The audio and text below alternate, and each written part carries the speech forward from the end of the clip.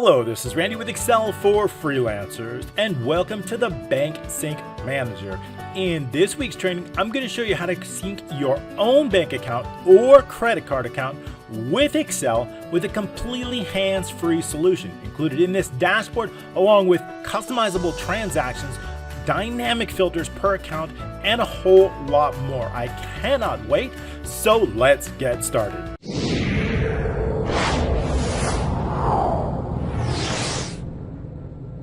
All right, thanks so much for joining me today. I really do appreciate it. That's right, I'm going to show you how to automatically sync your bank account transactions or credit card transactions with Excel on a fully automated solution, complete with fully automated dashboard, transactions, and then each account, multiple accounts. I'm going to show you how to do that today. So at the end of this training, you're going to know how to do that. I do appreciate you sticking with us on these trainings. I bring you these incredible trainings every week, and I hope you'll stick with us through the length of the training. I only ask a few things.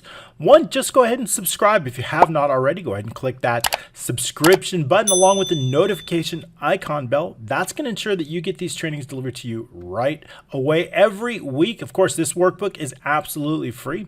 All you need to do is click the link down in the description, either with your email or Facebook Messenger, and we're going to get that sent over right to you absolutely free. If you do like to support this channel, there's many ways to do that. I've got 200 of my best workbook templates available to you for just a very low price, and you can click the link down below. That also includes the optional PDF codebooks, and that means all the code inside each of the workbooks in a beautifully organized printed PDF complete with table of contents, index, and a whole lot more. So I hope you'll pick that up. That's a great way to support us. All right, let's get started because I've got something brand new to show you this week. Some very, very cool plugins, some brand new third-party options, really some cool free options, some paid options. It's going to be great, right? Because one of the biggest problems we have is how do we work with the data? We've got credit card, we've got checking accounts, we've got savings account, all types of accounts. How do we combine all those into Excel? And how do we create this really cool dashboard so that all of our income, all of our expense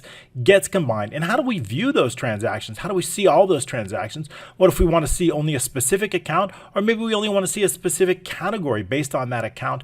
It's going to automatically be categorized, automatically show up. And then of course, we're going to be able to update that with a little trick that I'm going to show you and a challenge for you. I've got a really cool challenge for you coming up, so you make sure you stick with us. Of course, all of those accounts will end up in Excel, and then we'll be able to work with that data. So what I want to do is I want to share with you some really great applications, some great platforms to help us do that. I've got some really cool things lined up, so make sure you'll stick with us on this training. All right, let's go over an overview of this application, and then we're going to get into the fundamentals and how we bring this data into Excel, how we work with it, and how we produce these really cool charts. Okay, so we've got an admin screen, and here we're going to list our accounts, right? So we want to know all the accounts. I also want to know what type, right? Because we can have bank accounts, because we can have credit card accounts. Those are very, very different. One's an asset, meaning something you have, money you have in that account is an asset account, right? And then sometimes money you owe, like on a credit card or a loan or something, that is a liability. So we definitely want to differentiate between those two accounts. So we've got a little data validation, basically an asset liability. You can create all of your accounts here, right? Just list the name of the account. And then of course, what I want to do is we have a very specific sheet for each account. Our Chase checking account, all the transactions. We've got a transaction ID, the date of the transaction, the name, the merchant, the category, subcategory, currency, and amount. Of course, these columns are completely customizable, and I'm going to show you how we do that. And then of course, I've got 4 different accounts. So I've got this Chase checking account. I've got a Visa, which is a credit card account, along with those transactions for the entire year, a CD account with just a few transactions, and a savings account with all sample data. Okay, so I've got that. And then what we want to do is we want to combine all that. We want to be able to view those transactions. I want to be able to look up transactions based on a specific date. Maybe I only want to see April's transactions for a specific category or for a specific account. I can do all of that with just a few clicks, right? So we've got a lot going on here, and I'm going to show that all to you. So how do we create this, and how do we get the data in here? How do we work with the data? How do we customize it? And then how do we create this dashboard? So it's relatively simple, right? We've got an admin that just defines. We also want to know the opening balance. What is the opening balance on a per year basis? So we've got 2022. I want to know what the balances are on those accounts carried over from year to year. This way, what we can do is we can produce this based on the current transactions of the account, we can then produce this account so we know how many total assets we have, we know how many total liabilities, and we know what our net worth is. We also may want to use a slicer to know how many food and drink expenses or how much income we had on our checking account, or maybe how many travel expenses. And this slicer, of course, is going to be fully dynamic. So the more types you have, the more categories, which are automatically imported from your actual bank account in a fully secure manner. And then, of course, I want to know what our Visa card expenses, maybe we have certain expenses, and how they go up on a per month basis. So we got this little dashboard to show you. Okay, so as far as the transactions are concerned, we basically have the information here. All we're going to do is just simply select on a transaction. I'm going to be able to load this. One click, we'll be able to refresh all of the data from our accounts. Just with one click, it's going to automatically update all the accounts you've got listed from the actual bank or credit card account. Okay. All right. So how do we do this, right? So how do we do this? Well, like we said, we need to bring that information in. Now, if we were going to tap into each one of our bank accounts in a fully secure manner, that would be really time consuming because every different bank has a different API. But there's really cool products on the market today, right? With a free version, also free and paid, that allows us to do that. And one of them is called MoneyLogs. MoneyLogs is a great application currently available for more than 8,000 banks and institutions in North America currently, and it's growing even further in Europe and other regions. So I want to bring that to your attention. I'm going to show you exactly how to use it. Now, this particular application called MoneyLogs, a great application, is only available through Google Sheets, but that's okay because as long as we get it into Google Sheets, I can bring it in Excel. So we're going to use another product to bring it into Excel, a safe and secure product to do that, and then we're going to have it in Excel. So it's going to be a three-part. So how do we do that? Well, the first thing we want to do is go into our Google Drive account. Make sure you have a Google Drive. If not, go ahead and get signed up on a Google Drive account. And then what I want to do is, here's my Google Drive. I want to create a brand new spreadsheet. So we're going to create a new Google Sheet. Once you have your new Google Sheet here, what we want to do is we want to add some extensions onto this. These extensions are going to help us get the data from our bank account and from our credit card account. So the first thing you want to do is click Extensions and then Get Add-ons. Okay. So the first one we want to do is MoneyLogs, a great one. It's going to help us connect to our banks and credit cards. So we're going to type in MoneyLog, L-O-G-Z, okay, hit enter. And then once you see it, you're going to click on it and install it. For me, it's already installed. Okay, that's one. The other one, I also want to sync what's in Google Sheets with, right? Now, we've done this before in Excel, but with a less secure method. I want to focus on a little bit of a more secure method. The other one method, I'll briefly go over a little bit later, but basically we're sharing the document, we're creating a public link, and then that link comes into Excel. So we're going to do something slightly different. We're going to use a third-party app called Coupler.io. You see it right there. Okay. So I want you to install this as well. Okay. It's another free version that's going to work for us. Both of those have both free and paid versions, and we're going to work with the free version today. So you're going to install this coupler. Okay. Once you have them both installed, then we're going to focus on of course, looking for our extensions. Once installed, you're going to see them both down here, both coupler and MoneyLog. So you want to then launch MoneyLog. And then what you want to do is you want to sign up for one of the free accounts. And of course, I'm going to include the link down below. So the best way to get this is to get the links because I've agreed MoneyLogs has given us a 30% discount. So when you want to sign up, click the link down below in the video. That will ensure that you sign up and get the 30% discount. Of course, there's a free version that we're going to be able to do with a single account. But if you want to go ahead, make sure you click the link down below. They've offered me 30% discount on a full year. So that's incredible. It's really cheap. It's like a few dollars a month. So if you want to go over the paid version, which allows for more accounts. So make sure you get that. So once you get signed up using the link below, we'll go ahead and log in. So you can log in, and I'll just sign up with Google. And I've already created an account, so I'm just going to click here. And once you've signed up, you'll get your confirmation using the link below. Then you get signed up, you get your account. And what we're going to be doing is we have our bank. So as soon as this loads, you'll see different accounts. So I've already set up 2 accounts, but you won't have any in there. So what we're going to do is we're going to add a brand new account just so I can show you what it's like. So we're going to add a brand new account. You can choose from really thousands of institutions. So here we go. We can search for a bank or we can do it. So what we'll do is we're going to continue, click continue. And of course, it's completely secure. And then what we'll do is we can search for the bank account or we can just click search. Okay, so I'll just add, let's say I want to add a Citibank online. And I'm using sample data, of course. So what we'll do is you're going to put in your bank. It's completely secure. This uses a third party called Plaid, and Plaid is a very secure only, of course, it says only your data, that's transaction data, not your account numbers, and there's nothing else that is shared, so it's extremely secured. So what I'll do is I'm going to put in just a temporary, because I've got some sample code here, which is going to help us, sample user, which will help us give us some sample data, and I'll just type it in. And then, okay, so once you're logged in, just click submit, you put in your bank account, and then there might be a third party. So what we'll do is then it's going to show you all of the checking or accounts that you have for that particular bank. So if I, for example, let's say I have 3 or 4 different accounts with Citibank, maybe I have a credit card, maybe I have a checking account, maybe I have a savings account, and so on. They're all going to be listed here. So every account you have will automatically be shown. We're going to click continue. Okay, and then once we have continue, it's going to connect to our accounts. And then what we're going to be able to do is we're going to be able to add an account. So it says success is connected to our account. So that's great. That's what we want to do. And what we want to do is we want to create an individual report, a fully customizable report. And I'm going to show you exactly how to do that. Here we see we have our 3 accounts. I've added those previously. So now we have the new one, Citibank Online. So I'm going to go ahead and click that. And what that's going to do is then provide us with information that we're going to have. So now we have our accounts. So what accounts do we have? Now we may want to add all of the accounts, right, inside. But however, what we want to do now is I just want to add a single account, meaning I only want to have one single account's transactions within this. Okay, so we're going to load all those transactions into Google Sheet.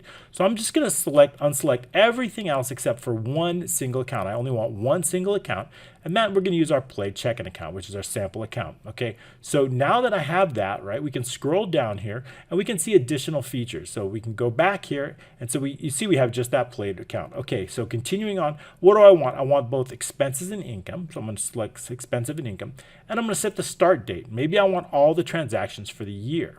Okay, and I'm going to click January. Now, if I leave the end date blank, this is very important. If I leave that end date blank, it will ensure that all of the newest transactions, as long as we have keep it synced, right? So make sure we set keep it synced, save the report, include the columns. Okay, so keep it synced. That means any new transactions are automatically going to come in. Okay, so now we can decide what columns we have. So if I click add a field, we're then going to get some fields. So let's go ahead. I said I don't want account because I know only one account, right? Only our savings account or whichever one we selected. So I don't necessarily need account because I don't have multiple accounts. But I do want the category. I do want the subcategory. And I want to make sure that each one's unique. I want a unique ID. So I'm going to set transaction ID. Okay, currency and amount are good. Okay, so we've got all of those. That's fine. And then what we'll do is we'll just unselect here, go out of that. So now we have all the information and we can move them. Maybe I want transaction ID to be first. So I'm going to slide this up. So I've got transaction ID, date, name, merchant, currency, amount, category, and subcategory. Okay, that's perfect. Let's go ahead and put category and then subcategory up here. So that way we have currency and amount. You can put it in any order you want. So I like that. That looks good. That's what I want to have in here. Okay, it's going to be connected to sheet 1, right? You select sheets. I only have one single sheet in this workbook, so that's fine. And I'm going to have that first field on cell A1. Include the columns, yes. Save the report, yes, we want to do that, and keep it synced. Okay, we can give it a name. So let's give it a name. Let's just call it Citibank and then saving. I think that was the one. Let's just double check because I'll make sure I check an account. Okay, so let's put checking account. It was checking. Okay, so this is our checking account. Okay, and now all we need to do is just click one button called Get Report. And that's going to import all of the data from your checking account based on the dates that you've selected, based on the transaction types, and it's going to bring them in here. Okay, so now we have transaction ID, date, the name, merchant, category, subcategory, currency, and account. Perfect. That's what we have. Click Continue. Okay, very good. Now that we have all that in there, why don't we give this a name? Test Sync. Okay. Account. Okay, that's fine. I'll give it a name. All right, so we have that located there. Now what I want to do, of course, I want to bring that into Excel. And we're going to use another extension. I'm also going to try to get a deal on this one as well, but we're going to call this Coupler.io and click the link down below. I'll have a link for you as well to try to get us a special. And then what we're going to do is we're going to click Open Dashboard. Now you already want to create an account for that. So create a free account. The free account's really cool and that's sufficient for now. And of course, if you want to grow that, you can. And so what you want to do is probably going to click Connections here, right?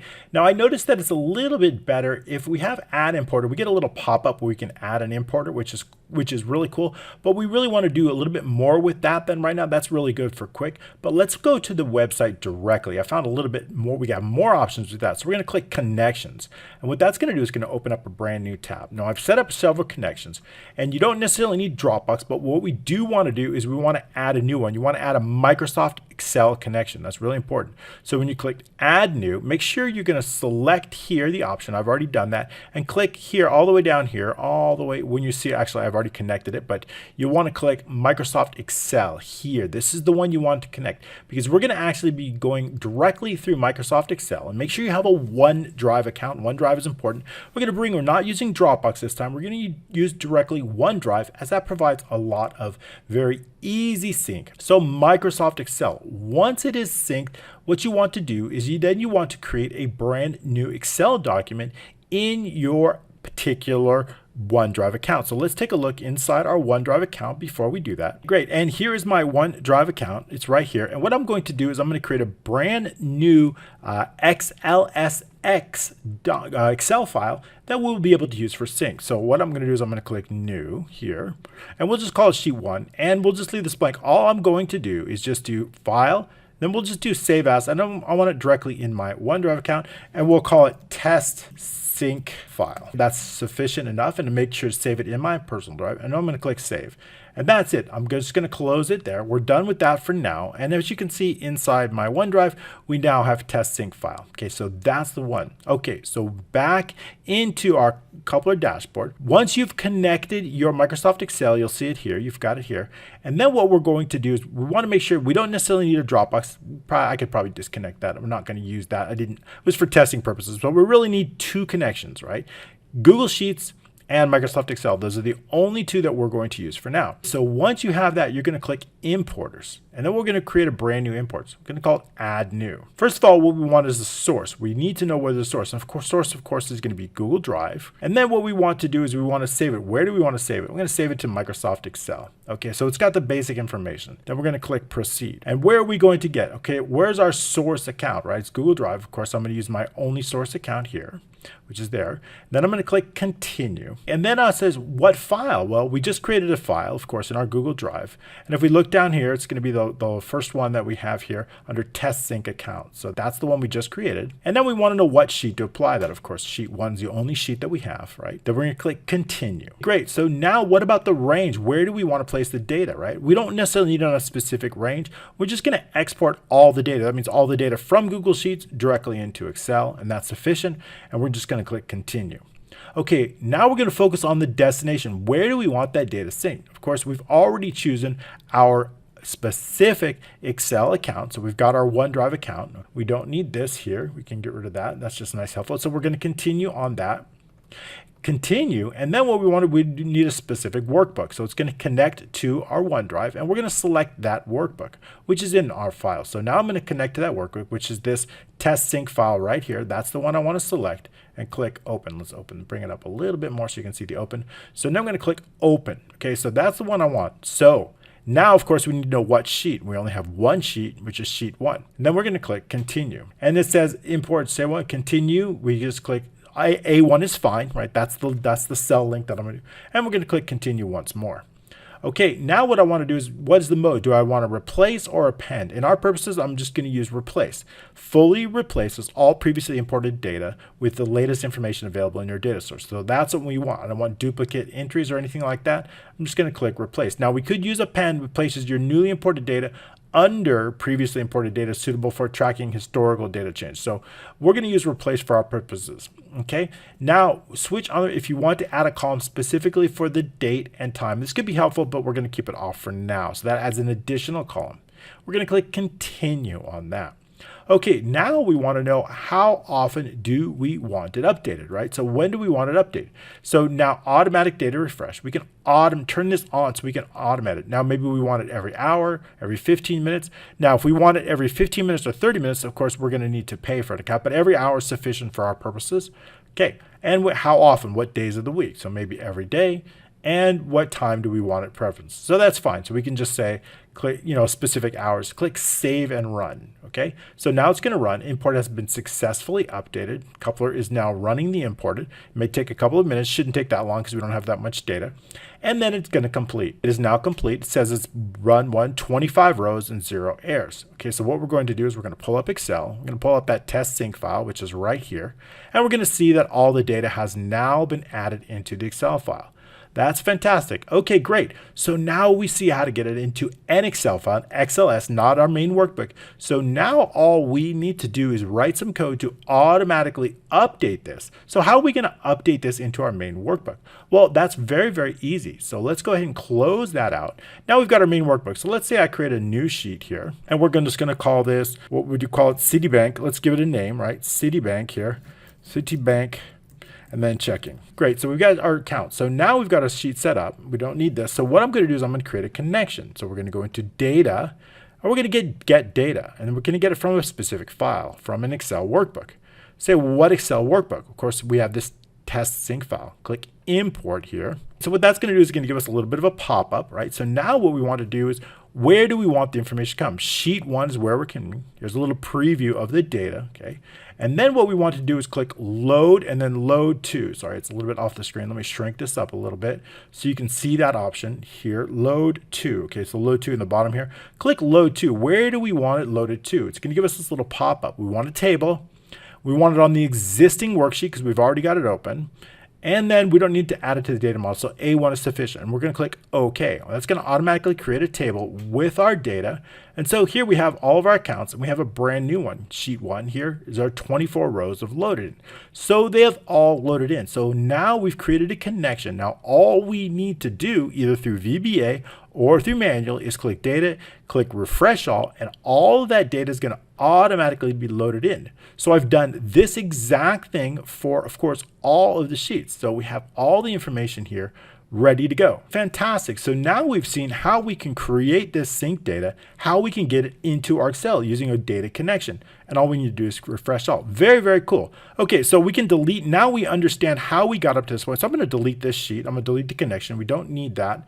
And just right click and delete the connection here and then delete. Okay, so I've got 4 different accounts that I've created on here, 4 different connections, 4 different queries here.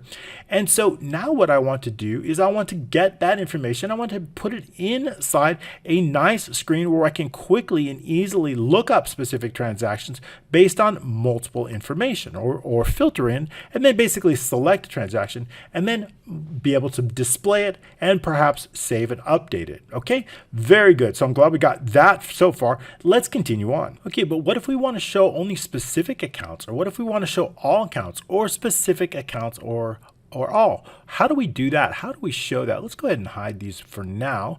And what I want to do is I want to be able to select specific days or filter accounts or filter transactions by day or by category, right? And I also, certain accounts have different categories, right? So if I take all accounts, I want a list of any type of category regardless of account, right? So we've got a lot of different accounts. However, some accounts only have certain categories. So savings account may only have payments and transfers, right? So how do I filter? I want to create a dynamic category based on that. So that's what we're going to focus on first. We're going to create this dynamic category. But in order to get all of these accounts, what are these accounts based on? Well, they're based on actual database, right? These are sheets, right? If we take a look at these, our accounts are the same as sheets, right? We have 4 different accounts: Chase Checking, Visa, Savings, and B of A CD, right? So these are the same 4 down here.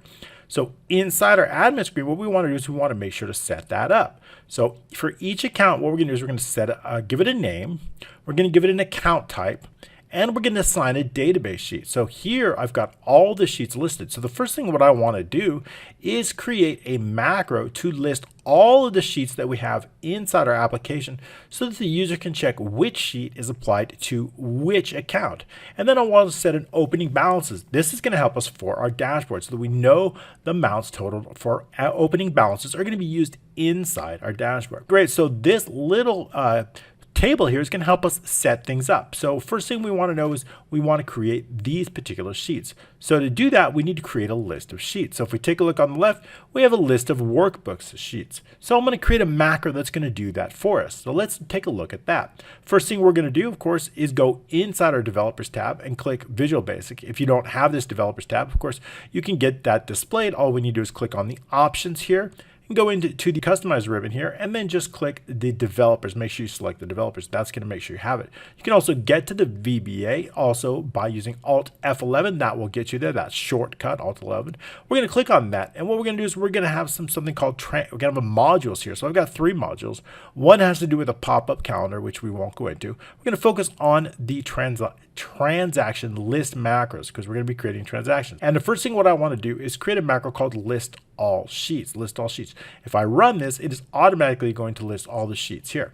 So the first thing what we want to do is we want to dimension the worksheet as a sheet. Okay, worksheet as a sheet.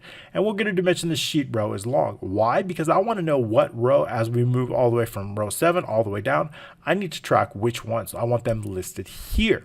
So what we want to do is also we want to first clear out any of the sheets that are there because I want to create a brand new list in case we've added any sheets.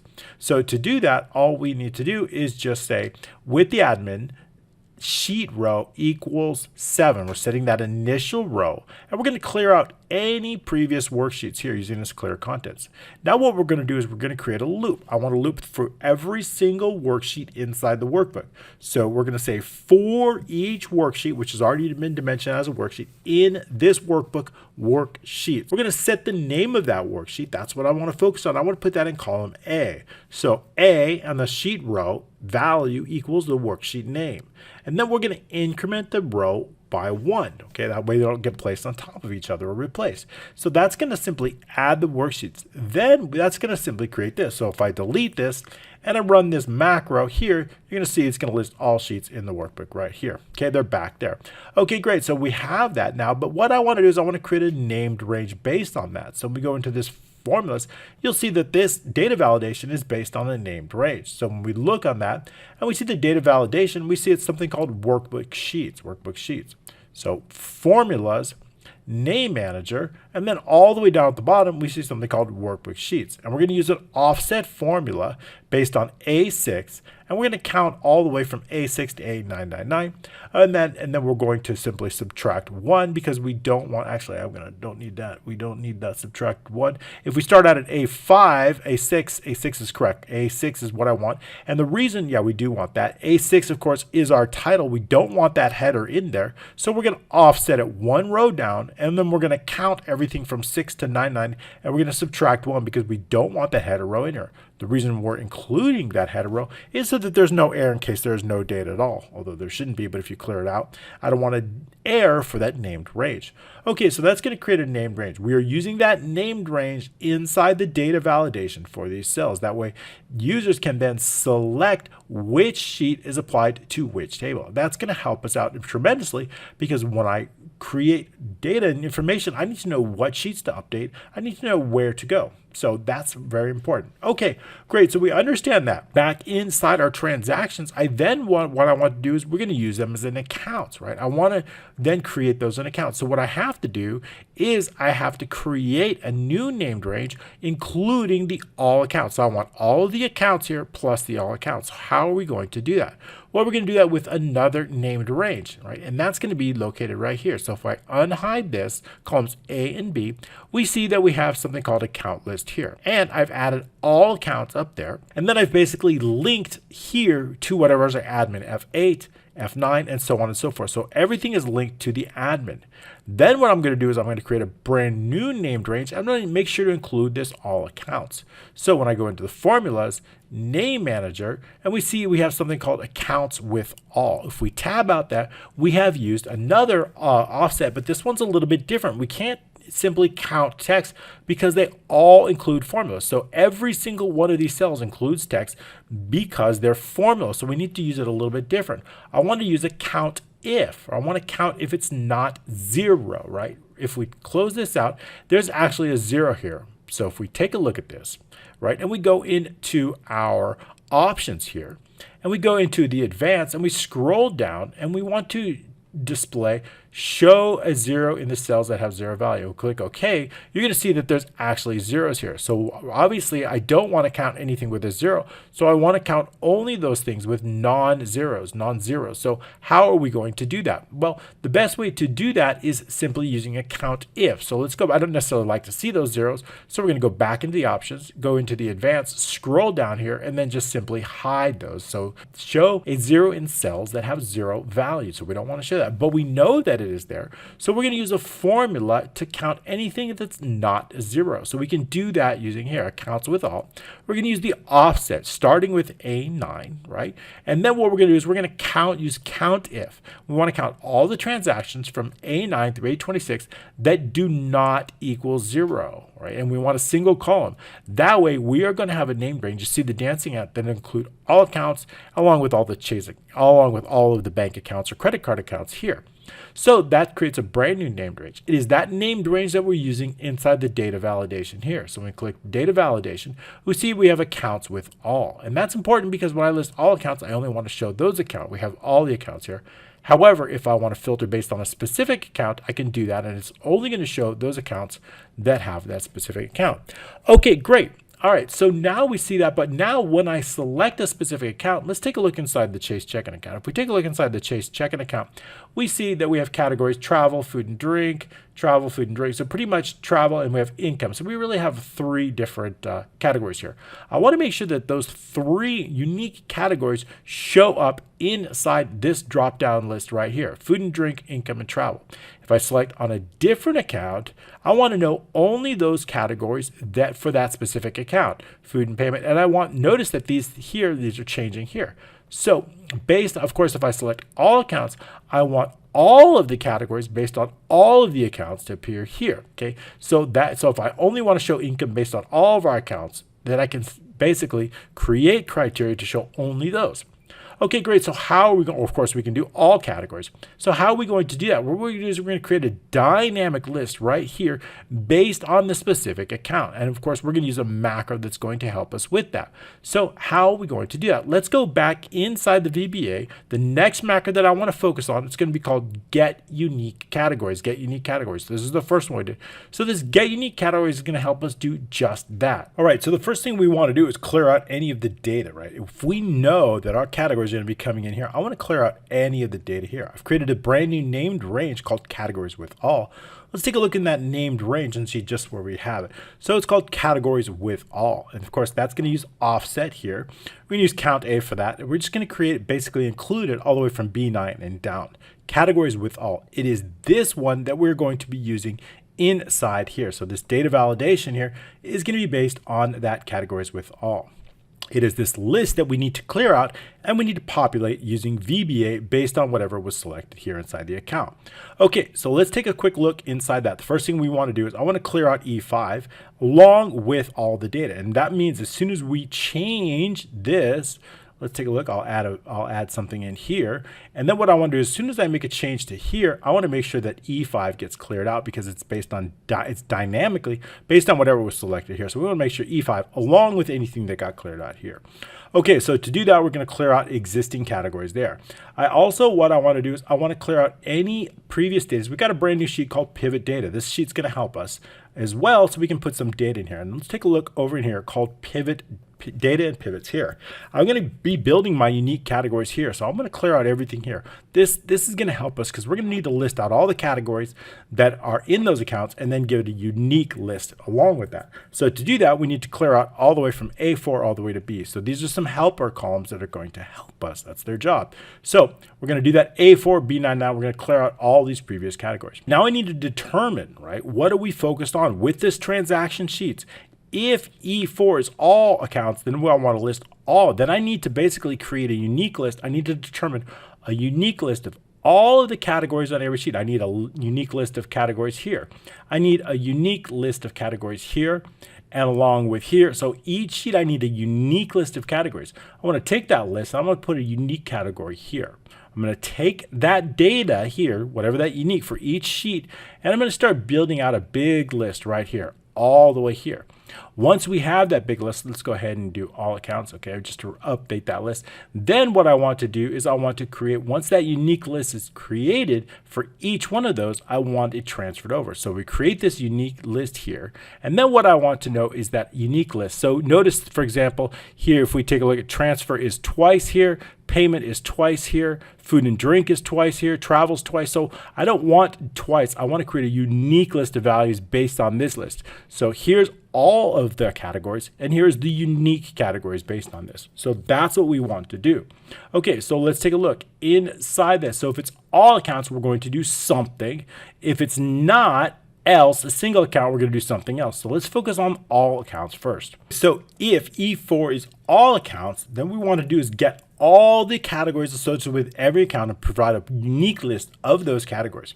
So we're going to set an initial category row of 4. Why is that? Because I want all the categories to come here. All the categories here. I want to build this list of all categories and then make it unique. So we're going to set that to 4. So that's where it's going to come from. We're going to set the last account row, right? I need to loop through all the sheets, right? So I'm going to set the last account row here, right? So we're going to remember we need a unique list of categories for all 4 accounts. So how do we know which accounts we're going to focus on? Here, we're going to loop through all of these. I'm going to loop starting from 8 all the way to the last row. So I need to know the last account here. In this case, it's 11. So as we loop from 8 to 11, I'm going to be looping through every sheet and every account. So we're going to set that initial row. And of course, if it's less than 8, we're going to exit the sub. That means we have no accounts. So here's where our loop is. For the account row equals 8 to the last row. I'm going to get that sheet name coming directly from column F. I need to know that sheet name because we will need to extract the categories, the unique categories from each and every sheet. Now I've set that up so that every single account has the exact same columns, exact same header, everything's the same. Notice they all go to H. Then they all have an AE, a unique category list. So AE1 is going to have the same, and so everything's set up exactly the same so that we can use those loops and we can treat everyone the same. So knowing that, we can then move on. So we're going to set the sheet name based on column F. Then we're going to focus only on that specific sheet name. The first thing what I want to do is I want to clear out any previous results in AE on down, right? So AE2 all the way down, we're clearing out any previous existing results there. So we're clearing out any existing category results there. Then we're going to set the last row based on that count. If it's less than 2, then we have no category data. We're going to move to the next sheet. That's going to loop all the way down here, right here. Okay, so before we go to the next account row.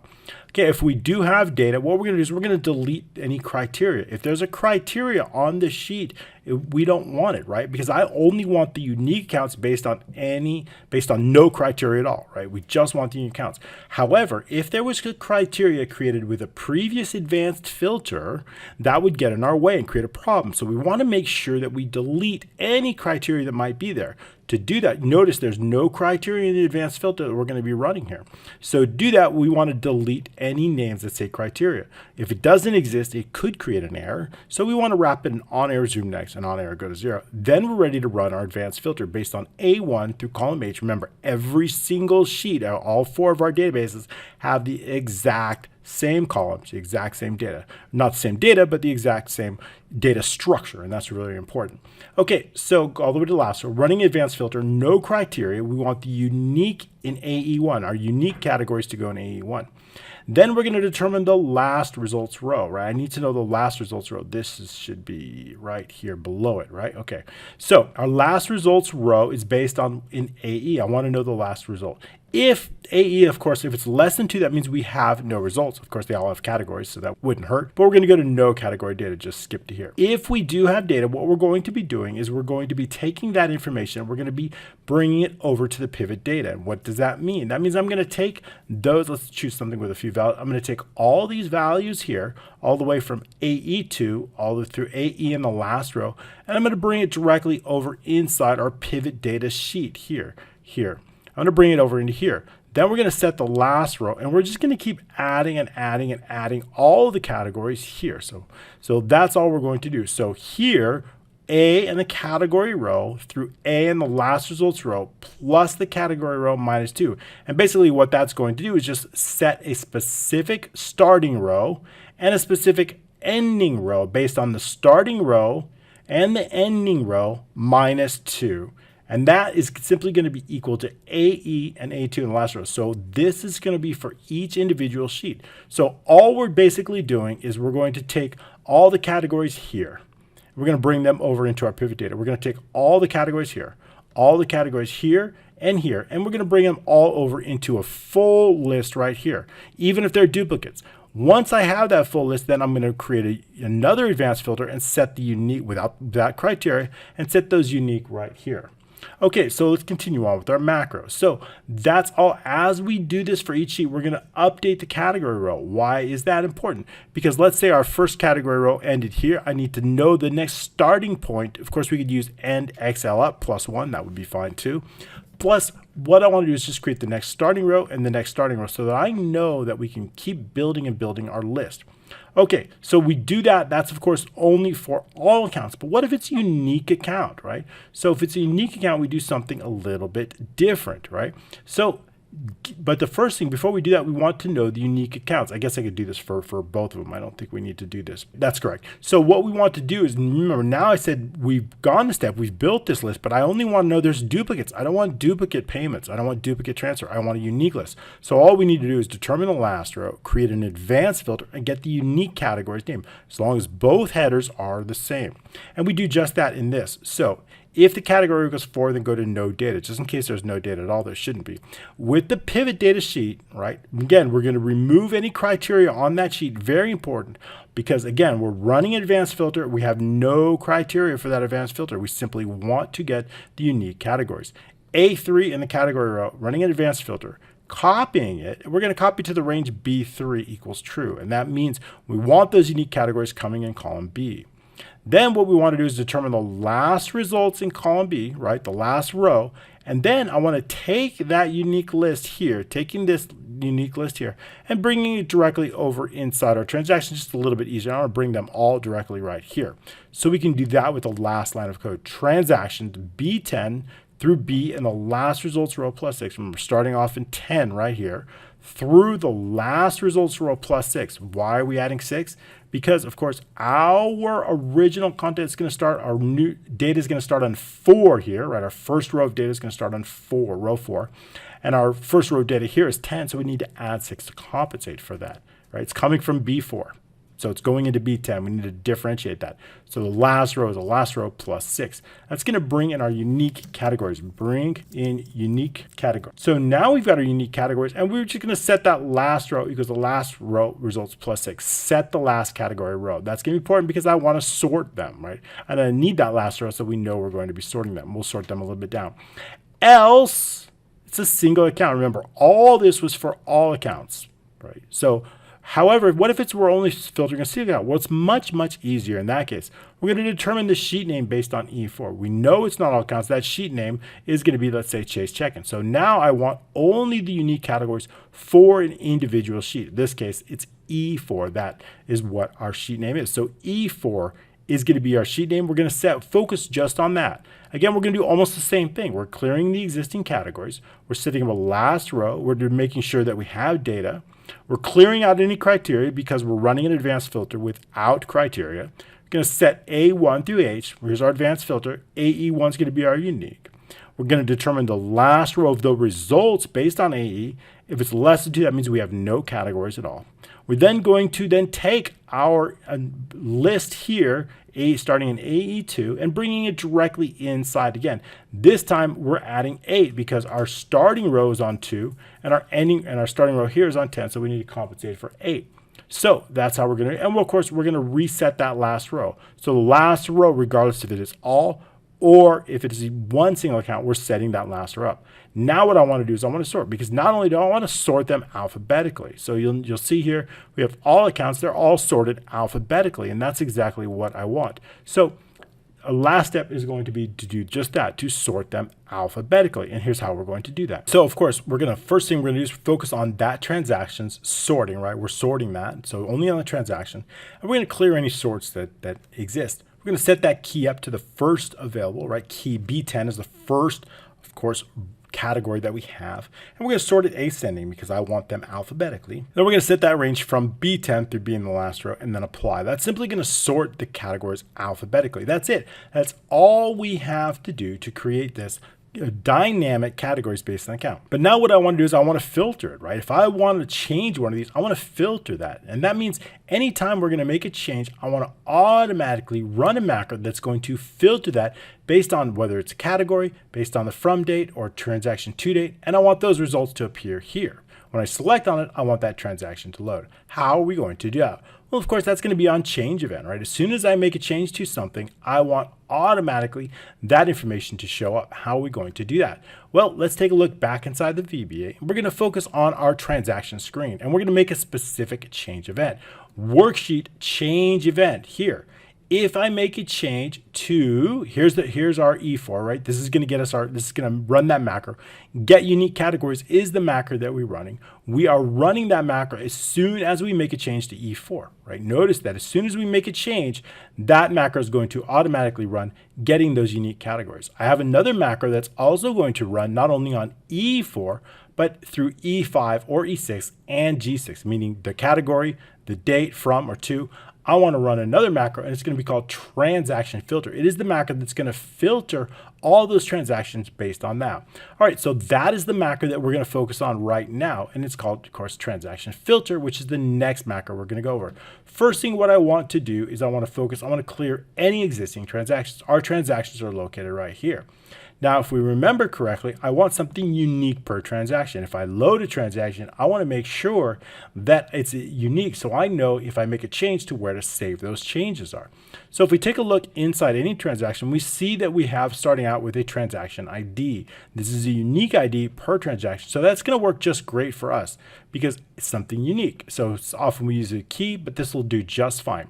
So I want to make sure to bring that. When I bring that information, those transactions, I also want to bring over the ID. But I don't really want to see the ID. It's not necessary to look at. So I'm going to put it directly in column C. But notice that we're not seeing that. Notice if I click on here, look at the formula bar here, we see it right here. However, it is not visible. How did we make it invisible? How did we hide that? Well, if we go into the home, right, we see that it's got a custom format. If we go into the more number formats, we see that we've got 3 semicolons. 3 semicolons will hide whatever we have in there. And that's a great way unless the user selects on it. So that's a great way. And I want that because that's important. When I make a selection, I want that transaction ID to appear here. I want the sheet that was selected to appear here.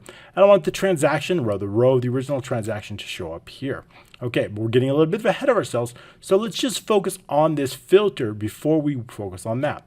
So that filter, of course, happens whenever we make a change to E4, E5, E6, or of course, G6. That's the transaction we're going to focus on now.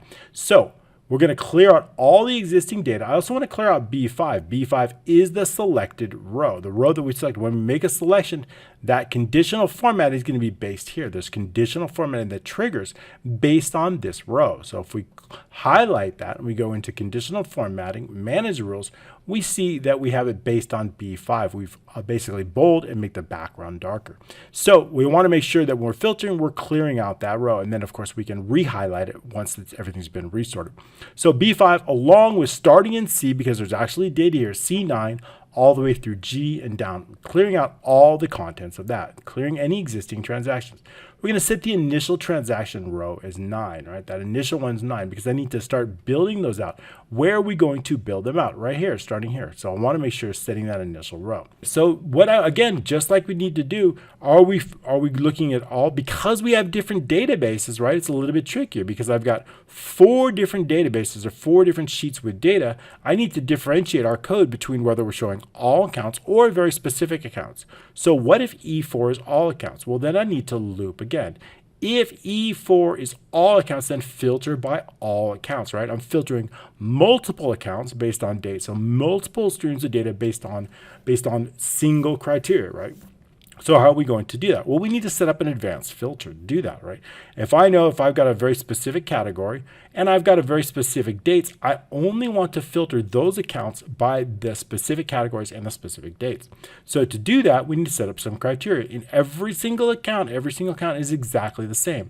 I've got those three criteria set up right here. Date and 2 for dates because it's going to be greater than or equal to that specific date, greater than or equal to the from date, less than or equal to the to date. And I have a specific category. And these are all based on formulas. So every sheet in AA2, AAB2, and AC2 have exactly the same, right? Every sheet's exactly the same, the exact same formulas. And that makes it a lot easier. So what are those formulas? Well, I want to know if the transaction equals blank, then we're just going to put that basically this does not equal here. I'm not unsure because we always have a transaction date, so that won't be a problem. Otherwise, if the user has entered a date, we're going to put in greater than or equal and whatever is in transaction E6, which is that from date. The to date is going to be very similar, except this one's going to be, if they have not put in a value, we're just going to put in this does not equal.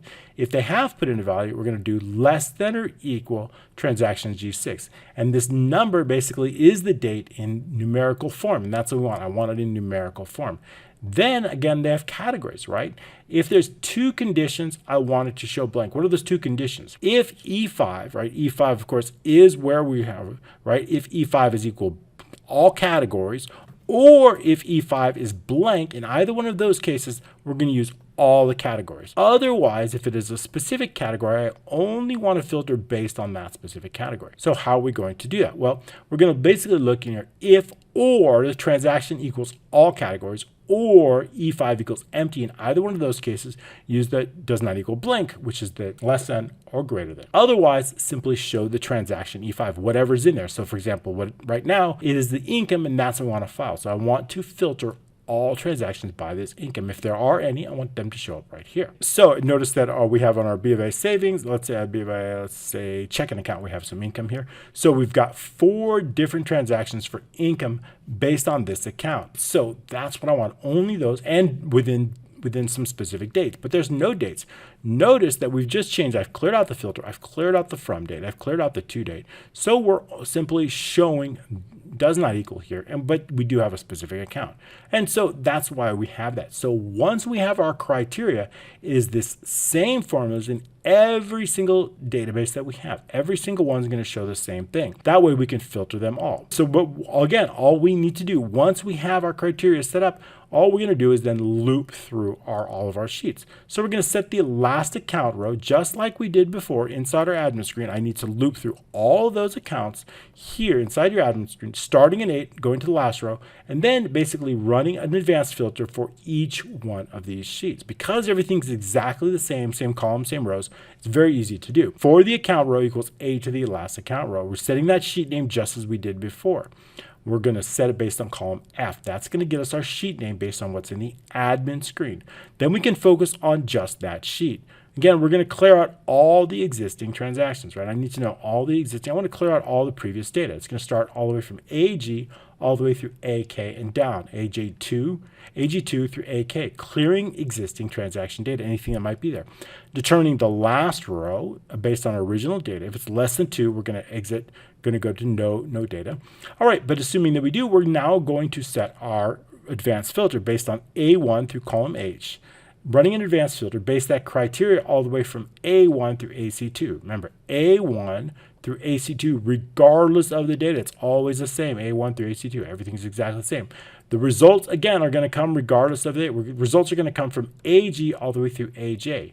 Then I want the sheet name also. We're going to go over that in just a moment. So our results are going to come directly from AG1 through AJ1. That's where results are going to come. Once we have the results, we're going to determine the last results row. If it's less than 2, then we're going to go to no transaction data. It means we don't have any data. We can just skip to the next account row. So it's going to skip to right here. If we do have data, then what I want to do is I want to create a formula. Now notice what I don't have here. Notice what I do have here. What I do have here is an account. But what I don't have inside my original data is an account, right? There's no account here. How do I get the account name? I know that the account name is based on the sheet name, right? We know that each account name has an individual sheet name.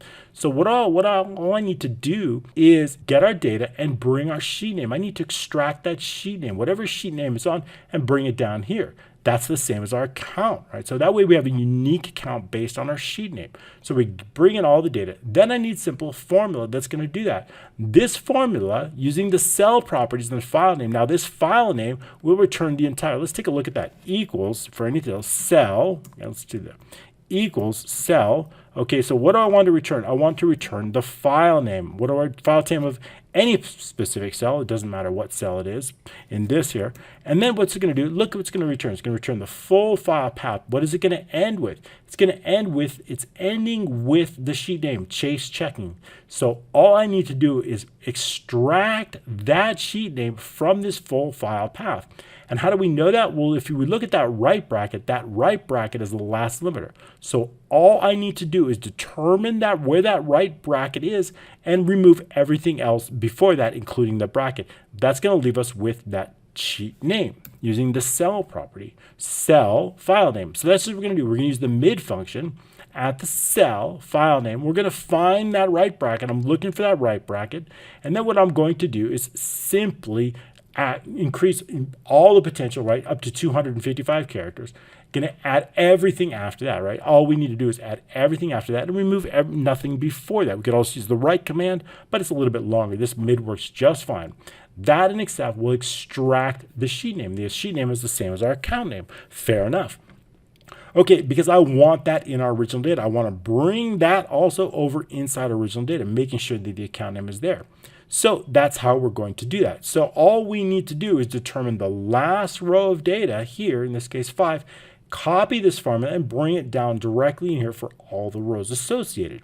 So here we have it right here. So we determine the last row here, then AK2 through AK in the last results row formula equals whatever formula is in AK1. So if we bring this down, we see that AK2, AK the last row, formula equals whatever is the formula in AK1. AK1, the formula here never gets erased. That's why it's highlighted. We only clear out the data here. Right, so that way when we rewrite the data, right, when we click here, double click here, which will reactivate that filter here, and we see basically, let's choose the income again here. So we see now that we have that everything came back and those formulas came back. All right, very, very good. So we've got that. I can also just bring the value down here. We don't necessarily need to bring the formula because it's not going to change, right? So I could easily just bring whatever value is here. I could bring the value down here. That would work just fine. I don't necessarily need the formulas. So now we have that. We understand how we're bringing that, but let's continue on with our macro. So now that we have all that information, I want to bring that over here. So we're going to bring that over into our transactions, right? I want to take those results, whatever's here, and I'm going to bring them directly over inside our transactions. But if we have, let's clear that filter out. All right, so I want to bring everything over here. So once we have that, the transactions C, remember C because our ID's there, and the transaction row, and G and the last results row, plus the transaction row minus 2. That's going to bring everything over from those results. So regardless of the sheet, everything's going to be brought over. The only difference is that transaction row must be updated, right? We need to update. So if we bring in all the data from this sheet, then we go ahead and bring in all the data from the next sheet, and then the next sheet, and then we're going to get it resorted. Let me show you what that would look like. But it doesn't look like it's in order now because it's being sorted. What I'm going to do is I'm just going to comment out the sort here because I don't want them sorted, and I want to see what it looks like without sorted. So I'm just going to click here. We could click clear filter. So here we go. Now it's not sorted. So we see we have all of our Chase check-in here, transactions here. Then we have our Chase Visa. Then we have our savings. Then we have our receipts. So all the transactions are here based on order. So what we want to do is determine the last row. So this transaction row must get updated so that the new list comes here, then the next one, then the next one. Of course, then I like to sort it based on date. So that's why we have that here. So when I uncomment that out here, and then we see we run it again, and then we see that everything gets sorted, and now it's all mixed up, but the date is correct, right? I want the newest date on top and the oldest date on the bottom. All right, so continuing on. All right, so we bring that's why we continue to update that transaction row. However, what if it's a single account? Remember, we're looping through all the accounts here, but what if it's a single account? If it's a single account, it's much simpler. All we need to do is determine the sheet name based on E4. That sheet name is going to be here, because if it's a single account, we know that that account name is located in E4. And that's what we're going to do. So then what we do, again, clearing the transactions, determining the last row, making sure that we have data, running our advanced filter just as we did before, determining the last row, making sure that we have data in those results, copying down that formula, right? Very important for making it just as we did before. And then, of course, bringing the transactions in. C in the transaction row all the way through G is going to bring those. So if we're doing Chase checking account, all we need to do is just take all these results here and bring them directly over inside the transaction here. And that's all we have to do. Relatively simple. Okay, very good. And of course, I want to update that transaction row. That's still important because I need to know the last row, and it's going to help us during our sort. Okay, so we're going to set the last row equal to our transaction row. And this is going to be regardless if it is all accounts or a brand single account. We're still setting a transaction row. We're still setting that last row. Then we're going to run a sort because I want to sort by date. That date is going to be based on D9. That's sort, right? I want to sort descending from the highest to the lowest based on D9. And so that's what we're going to do right here. Sorting on value, sorting descending, sort by transaction date. Okay, excuse me, it should say transaction, not due date, by transaction date. Sorting by that transaction date. Then what we're going to do is going to apply C9 through G in the last row and then apply that sort. That's going to sort all of them descending. Clearing the transaction, relatively simple. Okay, all we're going to do is I want to disable events to equal false. So enable events equals false. What that's going to do is make sure that nothing runs on change event. When I make a change to E4 or make a change to E5 or E6, I don't want anything to run. I don't want that filter to run. I want to set E4 to all accounts. I want to set E5 to all categories. I want to clear any from and to dates, both in E6 and G6. Then what I'm going to do is enable events, and then I'm going to run the macro that filters it. So that way, the macro that's been assigned to that button, clear filter, so all we're going to do is just do that. Setting it to all accounts, setting it to all categories, clearing the front, and letting all those accounts. All right, great. So now we have that set up. So we understand how we're going to clear the filter. Very cool. So we've been over that. So that's all the macros for this module. Now we've got some transaction modules. I want to be able to load that transaction. When I make a selection, I want to load all those transaction details into these fields up here. And because we have 4 different distinct databases, I not only need to know the ID, that unique ID, I also need to know what sheet it's on, right? So I need to know both. That unique ID, of course, is in column C, but hidden. That sheet is located in column G. So when I make a selection, I want to put that transaction ID in B2. I want to put that sheet located in B3. Then I want to determine a row for that transaction. What row is that on? So I know that this Chase Visa transaction is on row 6, right? So this particular one. So if I look at that Chase Visa and I look at row 6 here, I see that we have that Madison Bicycle Shop here, that sporting goods here for 5414. I know that it's in there, in that row there. So I want to make sure that I know exactly where it's located. So we can do that with formulas. So what I'm going to do with VBA, when I make a selection, I'm going to place that transaction ID directly in B2. I'm going to place whatever selected count or sheet located in column G. I'm going to place that directly in B3. Then through a formula, I'm going to determine what row is on. So we can do this. The first thing what I'm going to do is I'm going to use the match, right?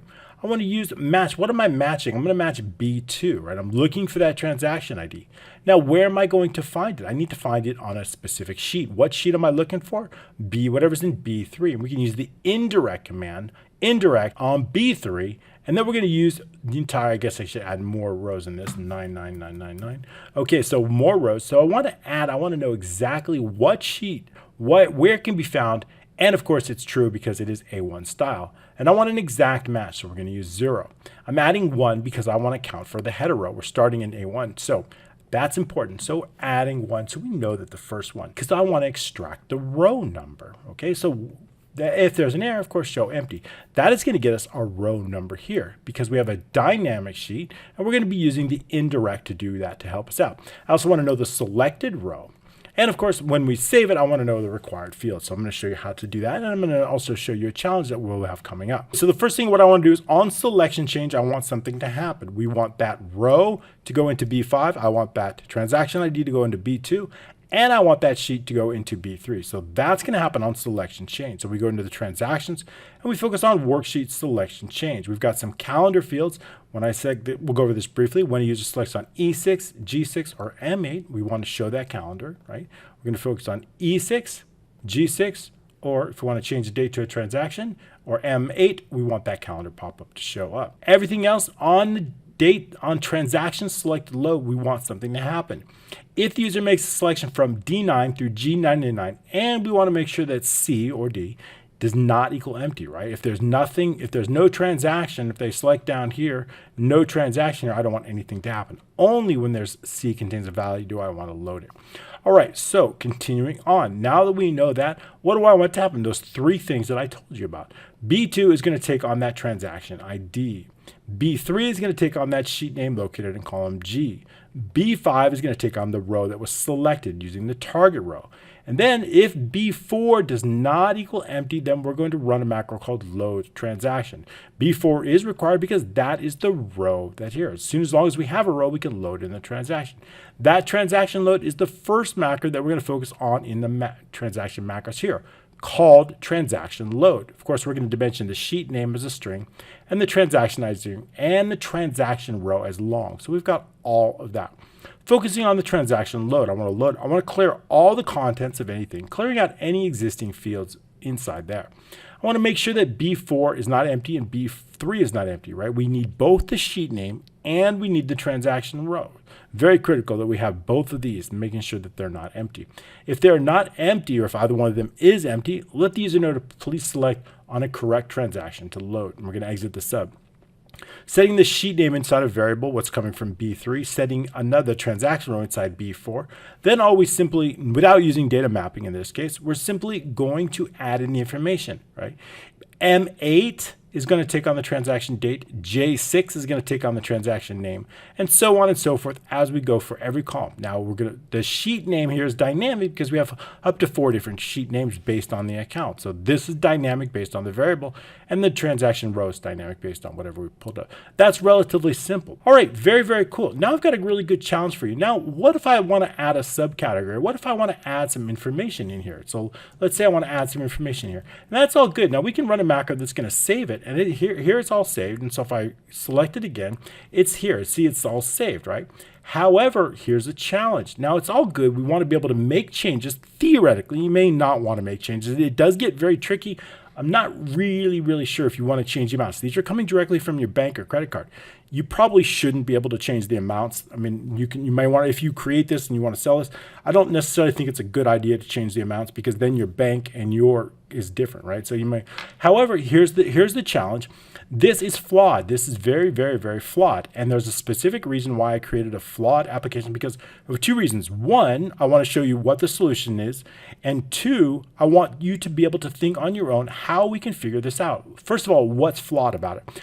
Well, let's say when I update it, it works just perfectly. It updates the database. However, what happens when we automatically refresh our account data? All of the data on your application, all this data is going to be replaced from Google Sheets, and all the Google Sheet data is going to be replaced from your account. And that means that if you make changes on here, make updates, it is automatically going to be cleared out as soon as you refresh all the data. We can do it through the macro or through here, but it's going to be gone, right? So that's not going to be helpful. It works fine now. So here's my challenge to you. And the solution, of course, is going to be coming up, or a solution. There's probably more than one solution. For our Patreon members, I'm going to create an exclusive solution just for that to show you how we can get around that. However, this is for learning, right? I'm here to teach you, and I want to get you to think and see how you can create this, right? You see the problem, right? We can update the data, but as soon as we refresh all the data, any changes that you've made will be gone. So how are we going to get around it? Think, how can we make sure that changes that we make will automate? I want to hear your thoughts. I want to hear your ideas. What are your suggestions?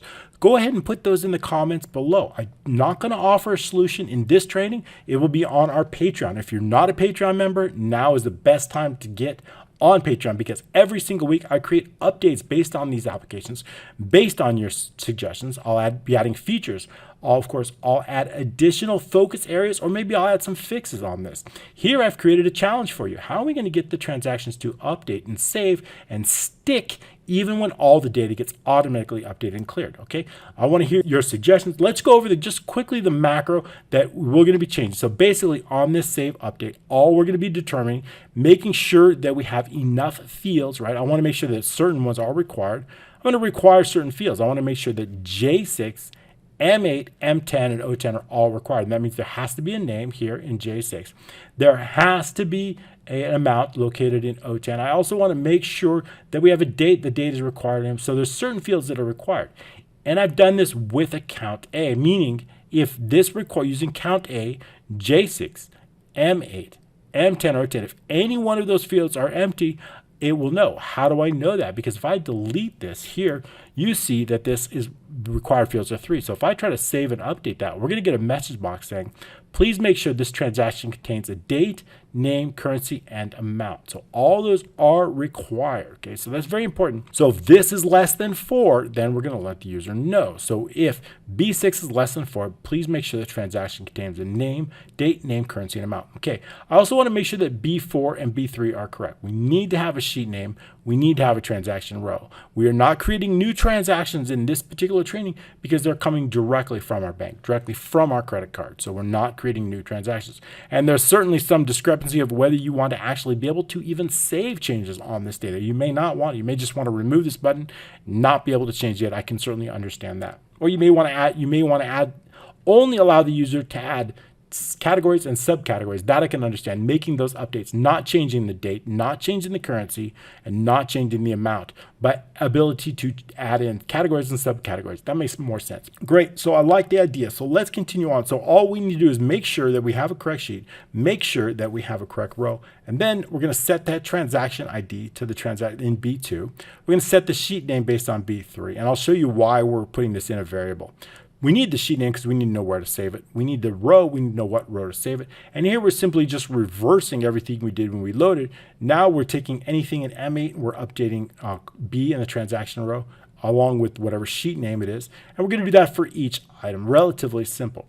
But now once I've done that, once I've made an update, they might get sorted. For example, let's say I change this from April 30th to, let's say, April 15th, right? So let's go ahead and make that change to April 15th, right? Now we know it's going to be in a different order. If I save and update that, I also want to make sure, notice the selection row change. It was the first one, and now it's the third one. I want to make sure that we're updating that selected row. Now it's row 11, before it was row 9. So how are we going to do that? Well, we've put that transaction ID inside a variable. So if I reload this list, here, all I need to do is look for that transaction ID, determine where it is, and make sure that row gets placed directly inside B5. And I'll show you exactly how we can do that. So we've saved the transaction ID, very, very important. We're going to rerun this list. What that's going to do, remember, this particular macro is going to clear out everything here. And it's also going to clear out the selected row here in B5. So we've cleared out everything. How do we know what row to select? Once we reload the data, I'm going to look for that same transaction ID in column C. So here we have, and if it's not found, it could create an error. So we're going to wrap it in on error resume next, and on error go to 0. B5 is simply equal to C through C99. We're going to look for something. We're going to look for transaction ID. We're using Excel formulas, very, very important. We're using Excel formulas and not Excel values because the contents of that are hidden. If it's hidden and we use Excel values, it won't be found. Remember, we're using those 3 semicolons to hide that data. So this is really important. It will not be found unless we use Excel formulas. So we're going to extract the row. Well, I'm going to take that row and put it directly in B5. If it's found, then B5 will automatically take on that row, triggering the conditional formatting. Very, very cool. Now what I want to do is I want to run a macro that's going to update. Very, very simple. If I click on this macro, I want to update all the data in the workbook. Now we know we can do the same exact thing through this data and refresh all. Just clicking here is going to do Control Alt F5. Here is refreshing all the data.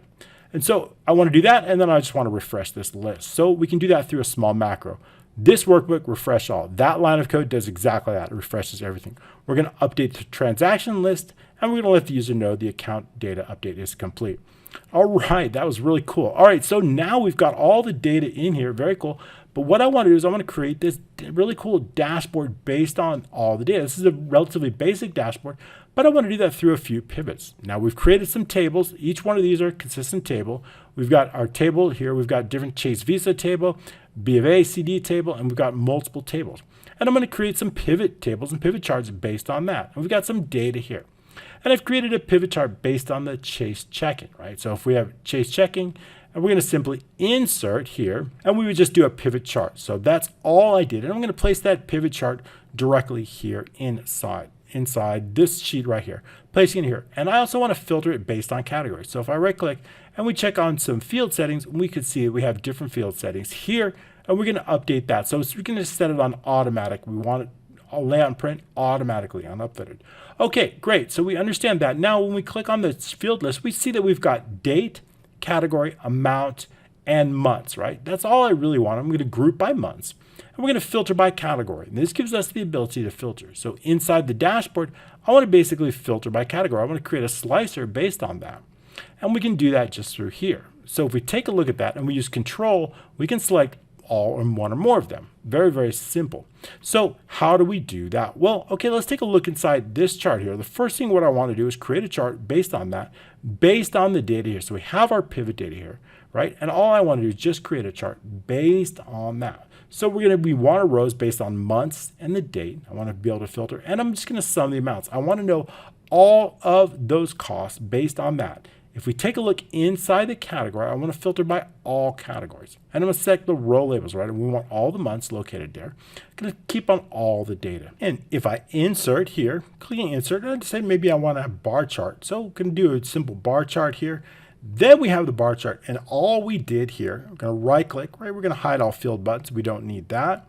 And then we just created, I can customize this. Of course, we can move this, right? Move the chart and move it to the dashboard, which is what we did. And it's a relatively simple bar chart that can be customized. So that's just what we did inside the dashboard here, going to the dashboard. And I've grouped that. So if we're going to take a look at this group here, we're going to ungroup it. And we see that we've got a slicer here, and we've got our chart here that's been customized. All we need to do is just simply, we want to show the axis. I decided that we weren't going to show any axis title. I don't want to show any data table here, no need for that. And then we've removed the grid lines and removed the legend. We don't need a legend, and we don't need a trend line. We could probably, trend line's kind of cool. We could keep that.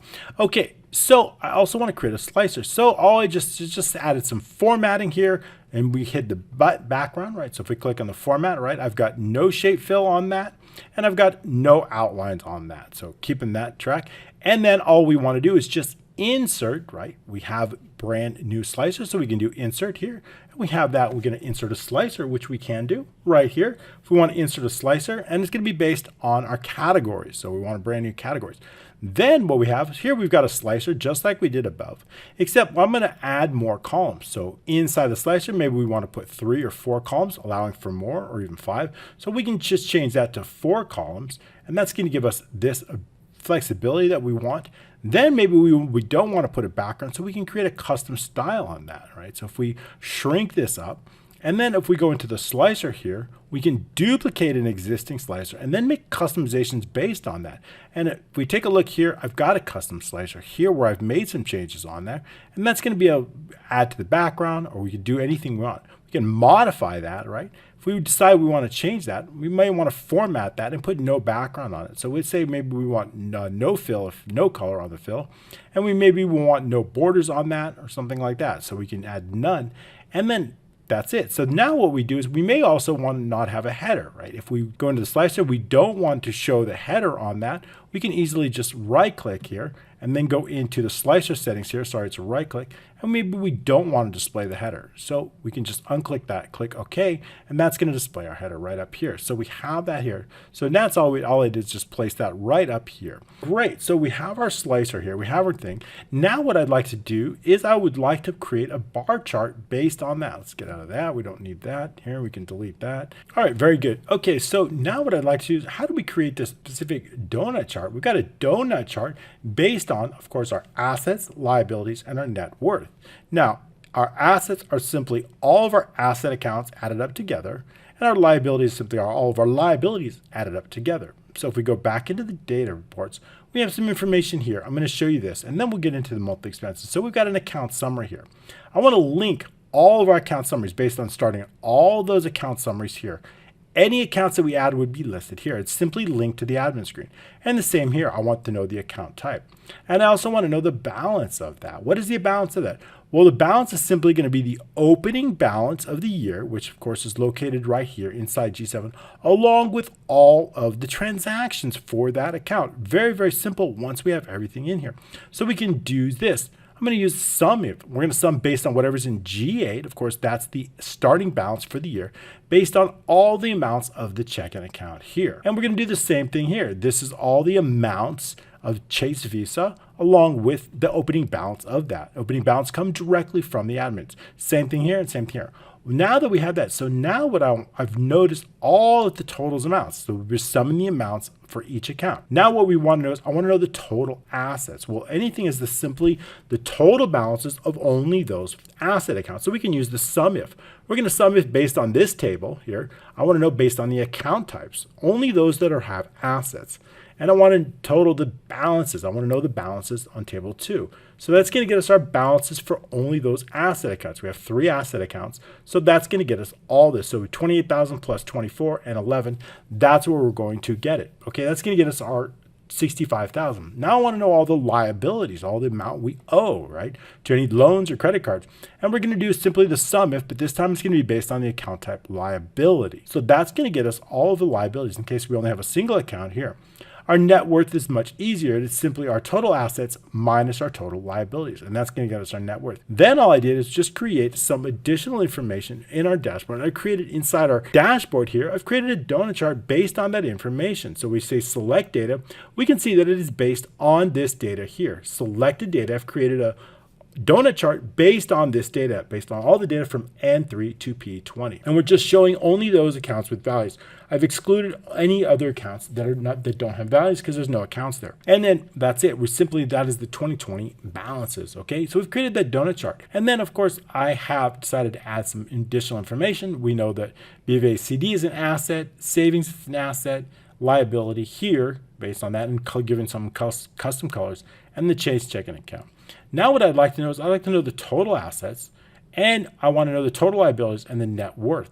Now we notice that we have that amount already linked. So if we take a look at this, it is simply linked to the data and the pivots Q3. So it's located directly here, Q3. And we also know the liabilities are in Q5. And we know the net worth is based on Q7. So we can create links to text using these text boxes here. These are text boxes, linking them directly to that individual. And then we just have some text files here and putting it directly in here. All right, well, that's a really cool donut chart. But what about this monthly Visa? Well, that again, just using another pivot chart based on our pivots and data right here, which is the last one you saw here. And all I want to know is all of the expenses here. I only am focused on the expenses and based on that Visa card. So we're going to run a little bit of a filter, and I want to exclude payments, right? We've created a pivot chart. I'm not concerned about payments. I'm only concerned about expenses. So we're excluding those payment types, and we just simply want to know the recreation, shops, travel, food, and drink. And we'll put those in a little bit of a table here. Creating this line graph here will allow us to put it in visual representation here so we can see how many won. And of course, we have a legend here that's going to let us know the travel, shops, and recreation. So that's relatively easy. Again, no background on that, right? No shape fill and no outline. Going to give us the semi-transparent, and then I've just given it a background shape here. Relatively simple per month. So as we add data, those Visa expenses are going to show up or down as we add them. All right, very, very cool. I'm really glad I got to show this one to you. This was the Bank Sync Manager. We can sync bank and credit cards directly in Excel using some very, very cool applications called MoneyLogs, which is allows us, we can use one account for absolutely free. If you want to add more, of course, you can do that. I've got a 30% off link down below. Make sure you sign up using that link. That'll ensure that you get the special discount. And of course, Coupler, that's going to automatically sync our Google Docs sheets securely to our Excel using OneDrive. It's going to be fantastic. I can't wait to hear back from you on your feedback on this. Thank you so much. I also showed you how to create and display these transactions, and I've left you a challenge how we can automatically get these saved to stick and not get updated. So you're going to keep an eye on that and let me know in the comments how you would do that. And of course, don't forget to join our Patreon platform, where I'm going to show you a great solution how we can automatically get transactions to save and update it even after data refresh. So I'll look forward to bringing that to you. Thank you so much for your continued support. Don't forget to smash the like button, comment below, subscribe, and we'll see you next week. Thanks again.